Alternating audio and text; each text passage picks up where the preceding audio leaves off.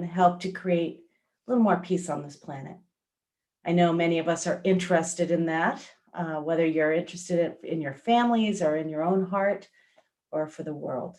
So whatever your motivation, I'm so glad you're here.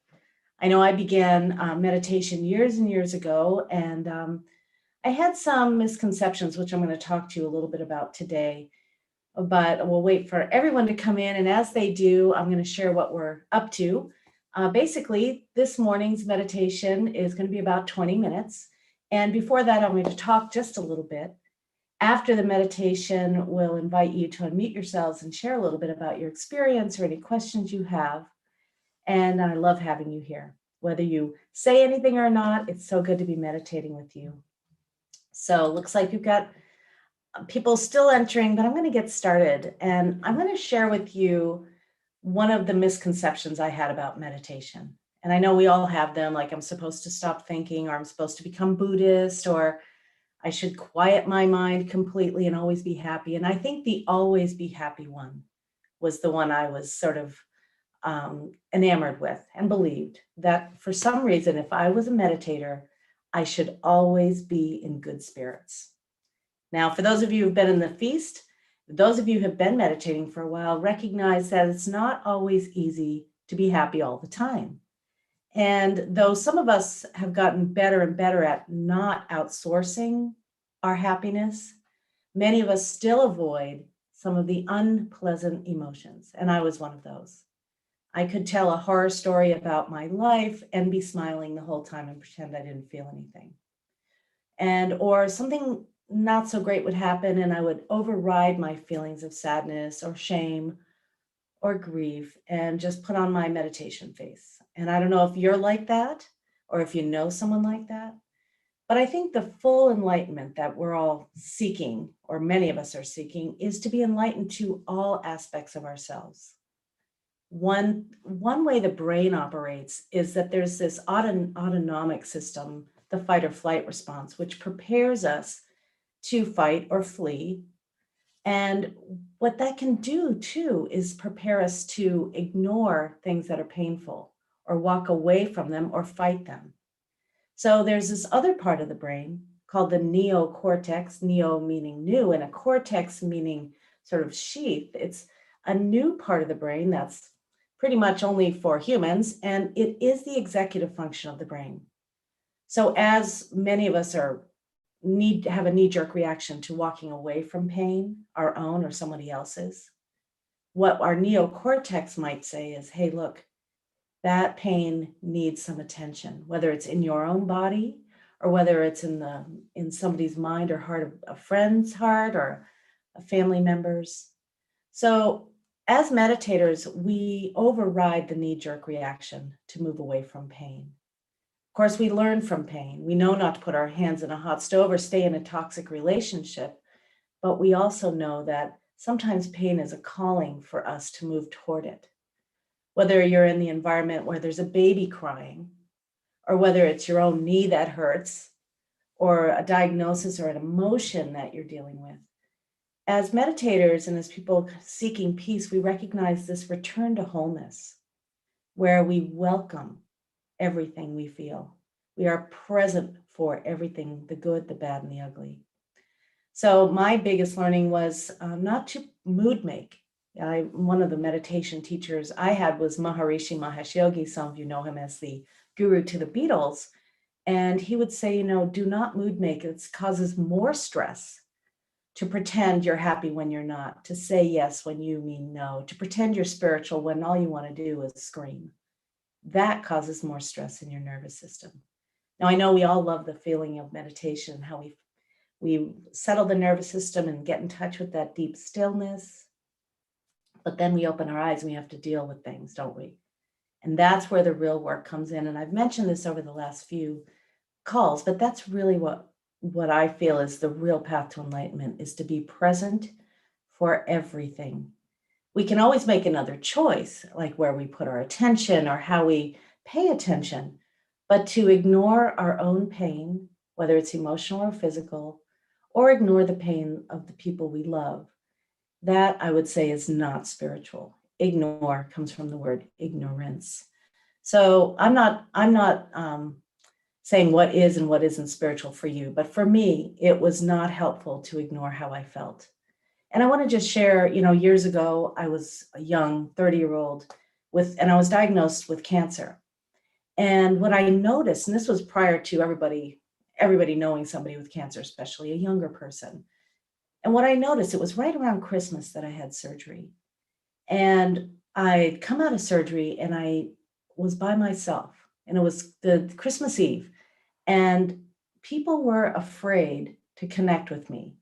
They didn't somehow back then, and this was like almost 30 years ago, people had the belief that, if I hang out with this person, somehow it's going to affect me and I don't know what to say anyway. But if you know someone who's struggling or someone who's just getting out of cancer, or a surgery, or somebody who's been diagnosed with something or having heartbreak, even if you don't know what to say, your presence is what's important.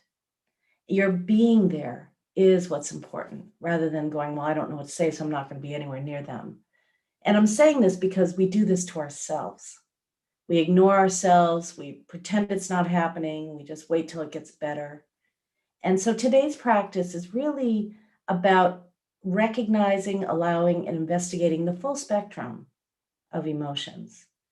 So I'm going to teach you a little bit about the RAIN practice. Some of you have heard of it. It's recognize, for R for recognize, A for allow, I for investigate, and N for naming and nurturing yourself. So today's meditation will begin with some mindfulness, as we always do, and we'll meditate for about 20 minutes. Now, I'm going to be guiding this meditation, but I want to let you know that whatever you feel is fine. If your mind drifts away to some other meditation that you prefer, feel free to do that. If you notice you're daydreaming about the future or the past, let's come back to the present and be engaged with this if that's what you want to choose to do. Be kind to yourself the entire time. And don't try to have a certain experience other than the one you're having. You don't have to pretend that you're more spiritual than you are. Like I said, that causes more stress. And so let's sit back and relax and get comfortable. Notice turn your phone off if you're not on it right now. Close your door if you need to. Adjust your posture in whatever way is comfortable. Maybe get a shawl if you're a little chilly.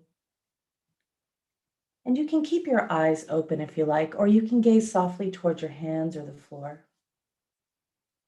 Throughout this practice, it's ideal to remain relatively still with your eyes either gazing downward or closed. And of course, if you need to move at any time, you can. You can open your eyes at any time you want.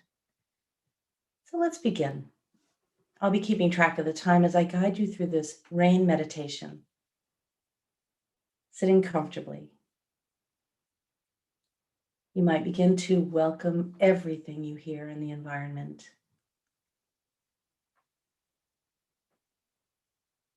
Welcoming sounds that come and go, and observing the textures of the sounds.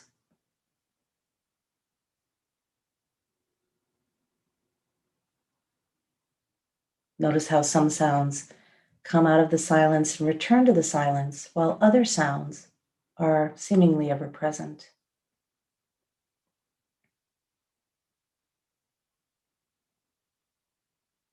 Invite a feeling of equanimity as you listen, letting go of ideas of preferences and judgment.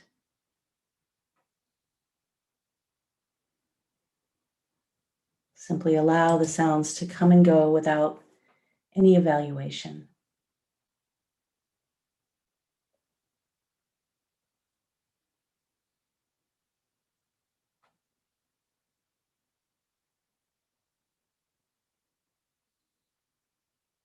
Now begin to notice your breath.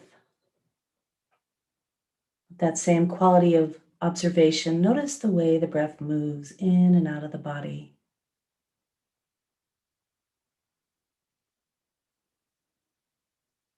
There's no need to evaluate it or control it. Though you may feel that it deepens when you pay attention to it.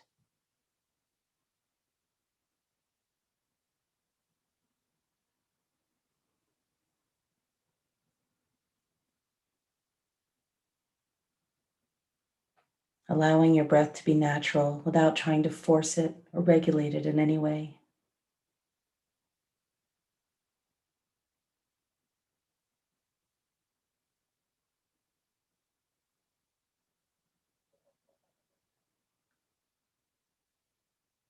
Now turn that same neutral quality of attention to your body. Notice the sensations right here, right now.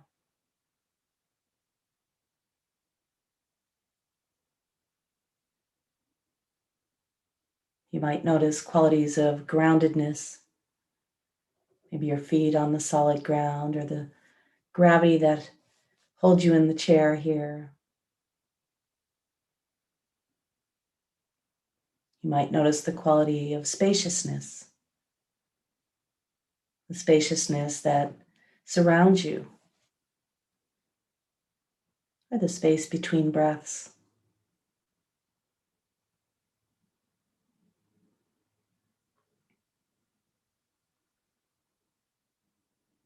You might notice the quality of light, the light that's coming through your eyelids, or perhaps the light you see in your mind's eye.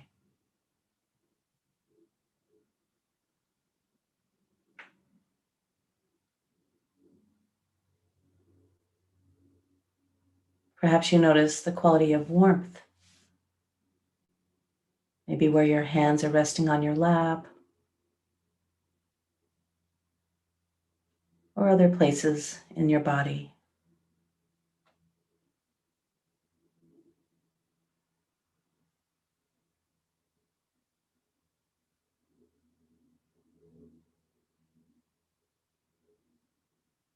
Perhaps you notice some moisture, perhaps in your eyes or inside your mouth.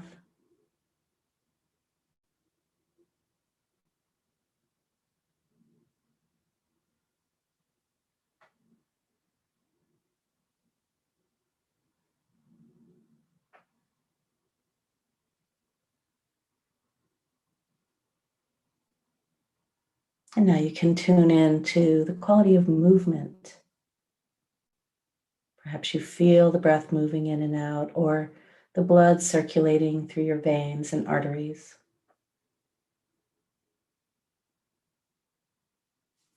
or the movement of the body in response to the breath.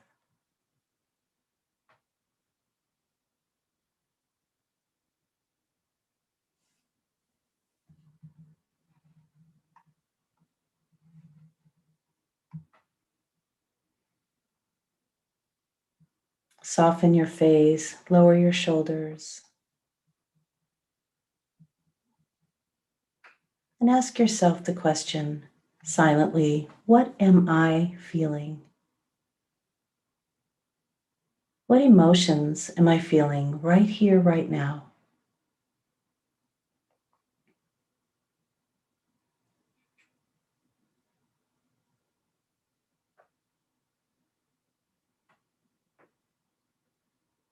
Emotions are energy in motion. They come and they go. Sometimes they lodge in your body. Sometimes they're pronounced, and other times there's just a residual sense of them.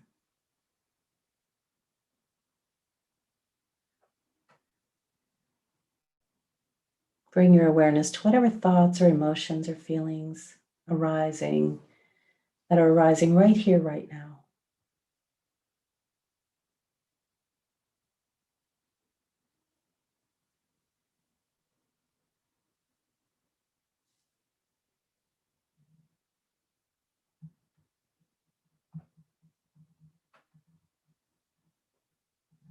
Perhaps there was something that happened yesterday or earlier today that caused a little upset or contraction.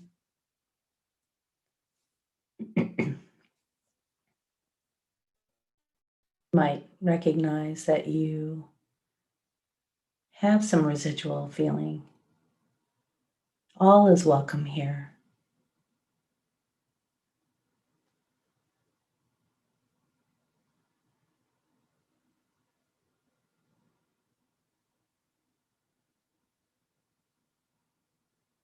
Perhaps you're only picking up a faint signal, but whatever you do feel, give it a name.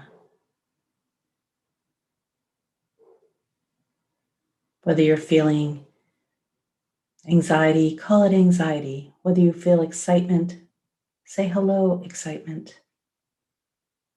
Whether there's grief, say hello to the grief.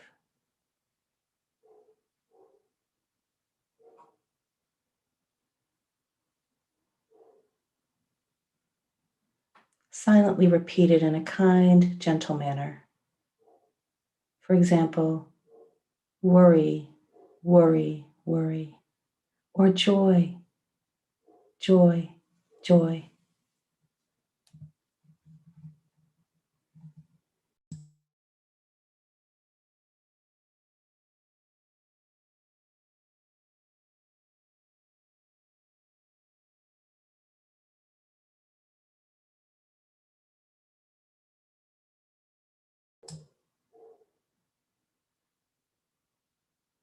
Now return to the sensations of your breath.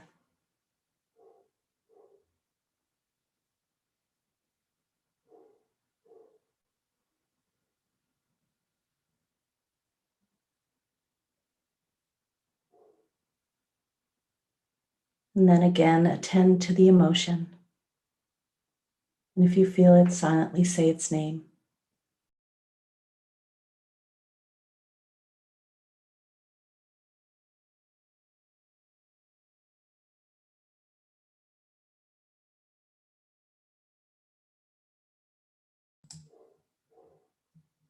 If you feel overwhelmed or disturbed, then bring your attention to the breath or open your eyes.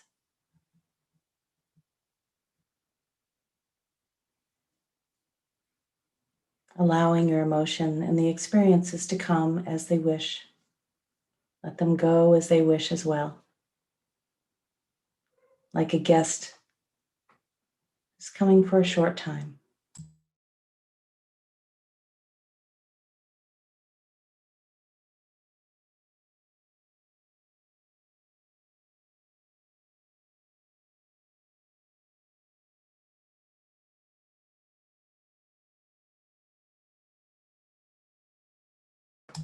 If you notice that you want to push it away or make it different or to pretend it's not here,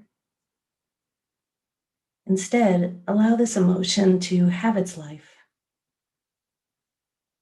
Notice where you feel it in your body. Investigate it. Move your attention toward it.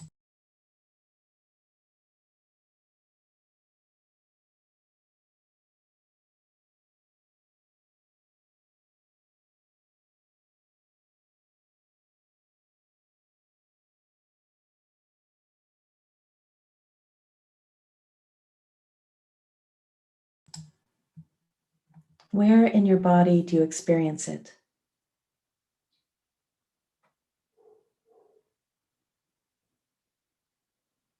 Does it have a temperature or a shape?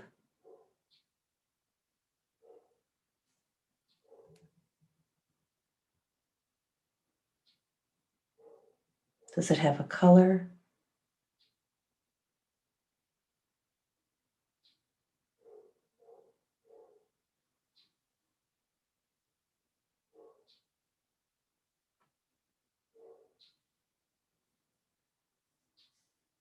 When you bring your attention to it, does it increase or decrease in its intensity? Does it change or move?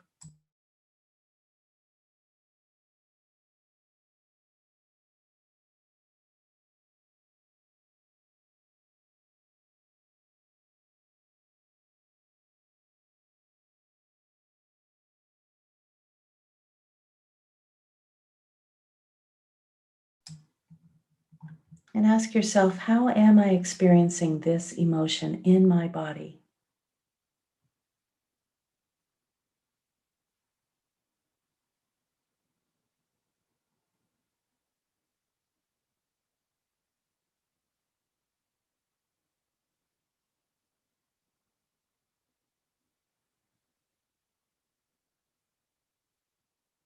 And now, With tenderness and care, imagine cradling your emotion like a loving mother cradles its child.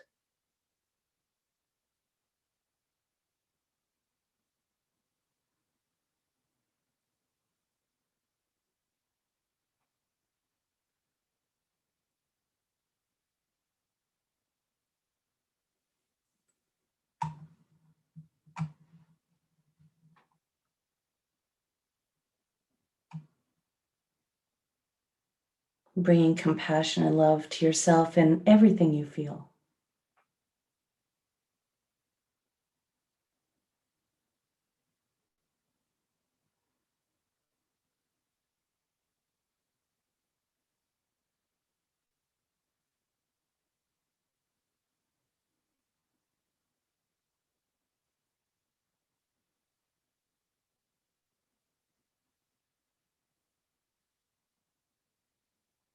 And drawing your attention to your heart center, you can imagine the breath moving in and out from the center of your chest.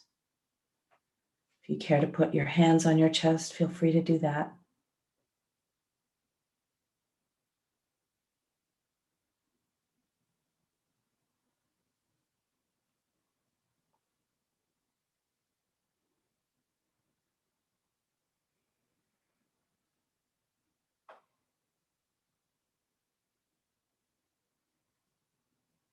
Ask yourself, what do I need?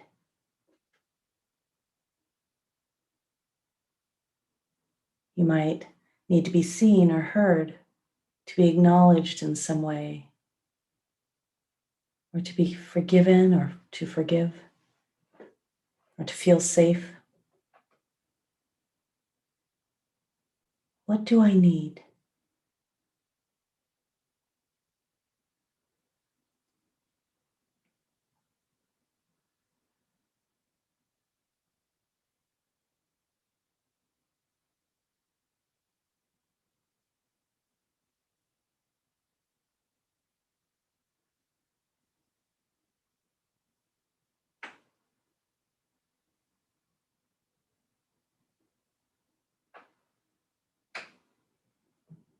Continuing the heart-centered breath. Offer some words of comfort to yourself.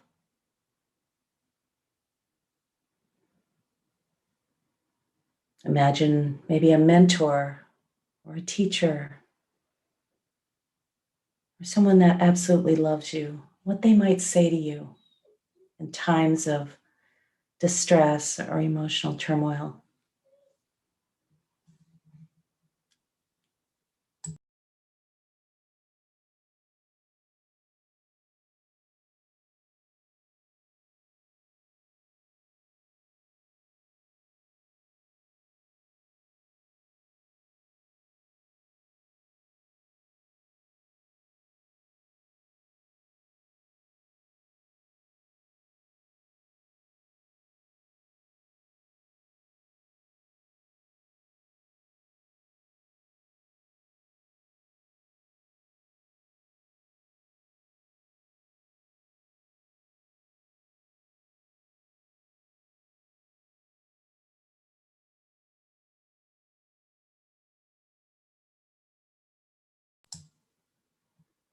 And bringing your attention back to your breath. Whether you want to continue the heart-centered breath or notice the way it moves in and out of your lungs or your nostrils.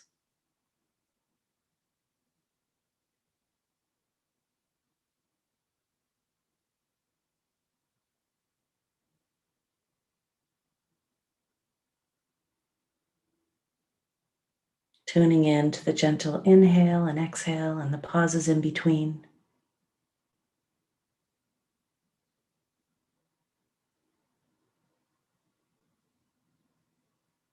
There's no particular feeling you should be having.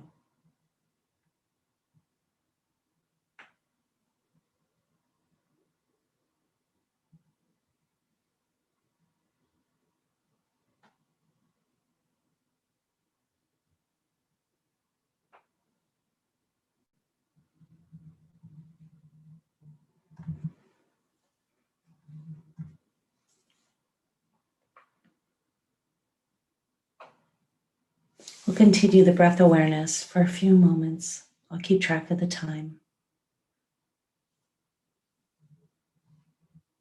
As you rest in being.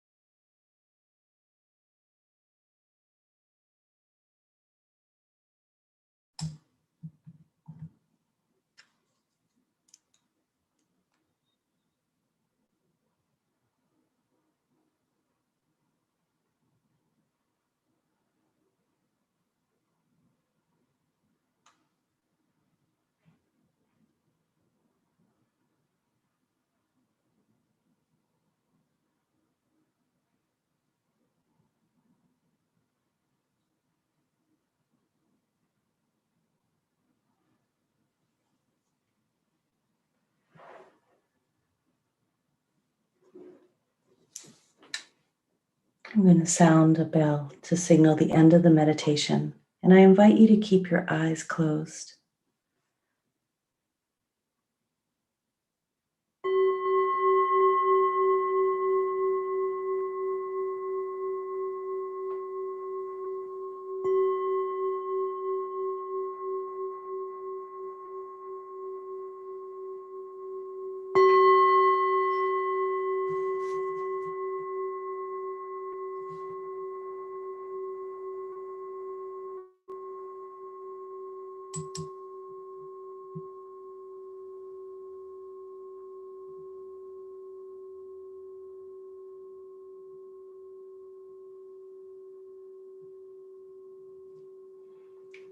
Coming out of meditation slowly,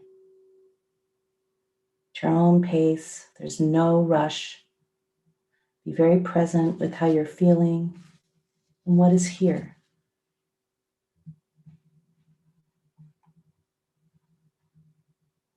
You can keep your eyes closed as long as you like. You can deepen your breath a little bit if you prefer. Stretch into the space around you. Wiggle your fingers and your toes.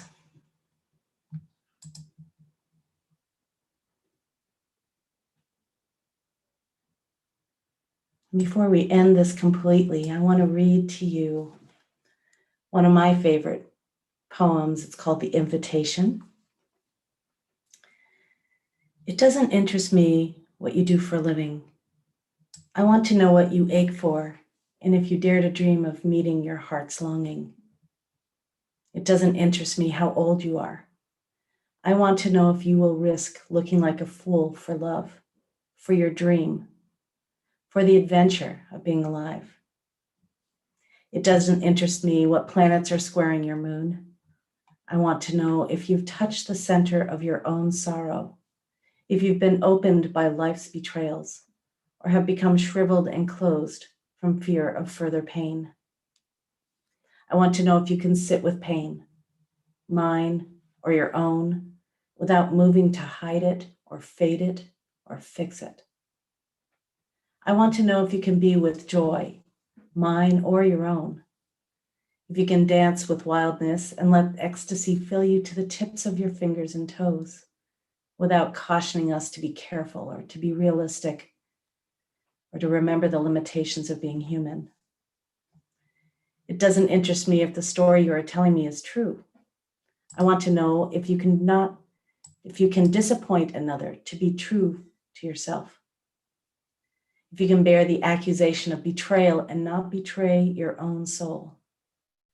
If you can be faithless and therefore trustworthy. I want to know if you can see beauty even when it's not a pretty day, and if you can source your own life from its presence. I want to know if you can live with failure, yours and mine, and still stand at the edge of the lake and shout to the sliver of the moon, yes. It doesn't interest me to know where you live or how much money you have. I want to know if you can get up after the night of grief and despair, weary and bruised to the bone, and do what needs to be done. It doesn't interest me who you know or how you came to be here. I want to know if you will stand in the center of the fire with me and not shrink back. It doesn't interest me where or what or whom you have studied.